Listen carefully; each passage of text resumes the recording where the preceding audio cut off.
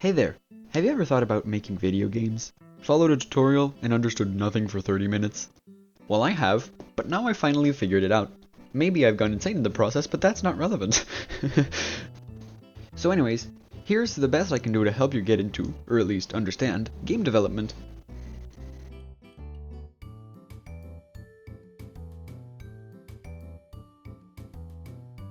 Step 1 is deciding which game engine you want to use. Engines are basically how you communicate with your computer. You tell the engine to place a cube here, and the engine tells your computer that there should be a cube here. It also works the other way around, because I, personally, don't speak GPU.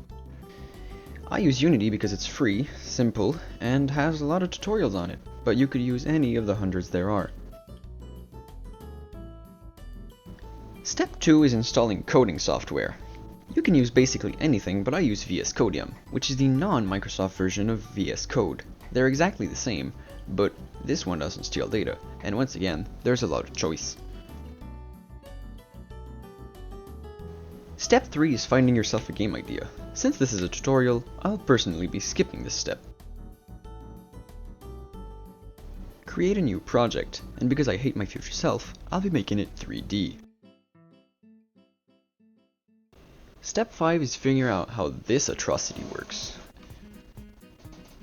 Basically, all you need to know is that the list of objects is over here, the files and another few things are over here, the properties of the object you're looking at are here, and this tab is used for debugging. Step 6 is making the player. For this step, you make a bean. You add physics to it, and you make it move.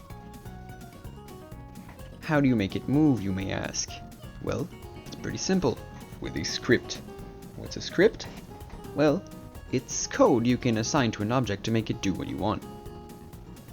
In other words, torture.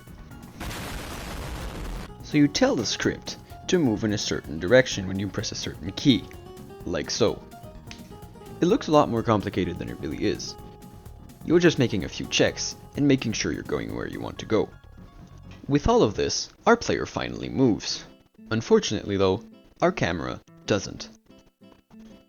Logically, the next thing we need to do is make the camera move, because I don't really see myself playing this right now. For that, we will need more scripts. Sadly though, I'm not a very good teacher, so I won't be explaining how the camera works in detail. But to simplify it, it detects your mouse movements and tells your script to rotate the camera. And to stop you from giving yourself motion sickness, I've made it so you can't just break your neck 100 times. So now that we're done with the player, we can move on to the next step. The next step is just adding more content, which is pretty simple. For example, I'll be adding... an enemy. Alright, so here's Bob. I made Bob follow the player, but he wanted to be an elevator when he grew up. So I had to fix that. So now Bob follows the players as he's supposed to. He even does sick drifts. Look at him go. The only issue now is that he doesn't really attack, he just... Roombas. But I'm not fixing that. What his AI does is use the built-in Unity pathfinding to find your location and not run into walls. It's fairly easy to use and really practical. Now that we've got an enemy, we can start working on the rest of the game. For this part, I'll be trying to explain a little more about scripts. I'll be using a simple feature present in most games: a gun. What the script does is, detect when you click, use a raycast to detect the nearest object in a straight line.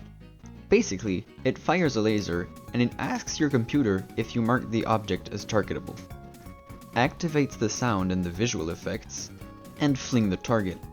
I also made it so it deactivated Bob's AI upon hit. All put together, it gives this.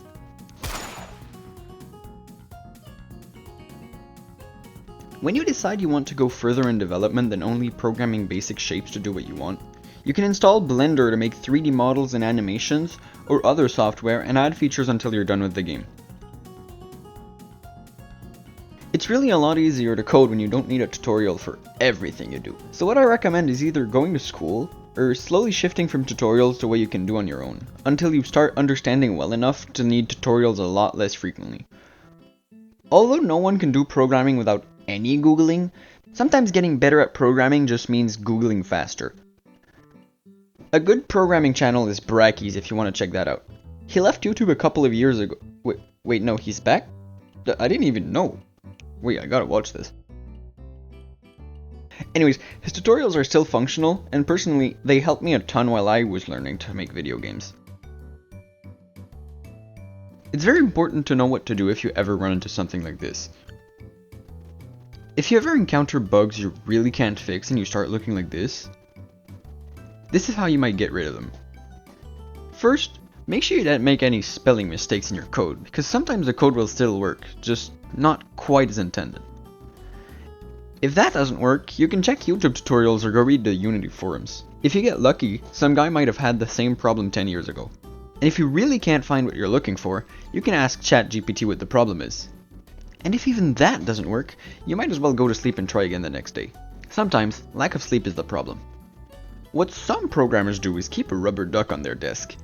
It seems silly, but sometimes you can talk to the duck and find the problem only by saying it out loud. Or, you might just throw it across the room in anger. Your choice.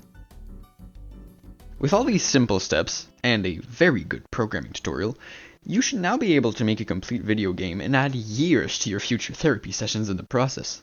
Thanks for possibly listening and have a great day.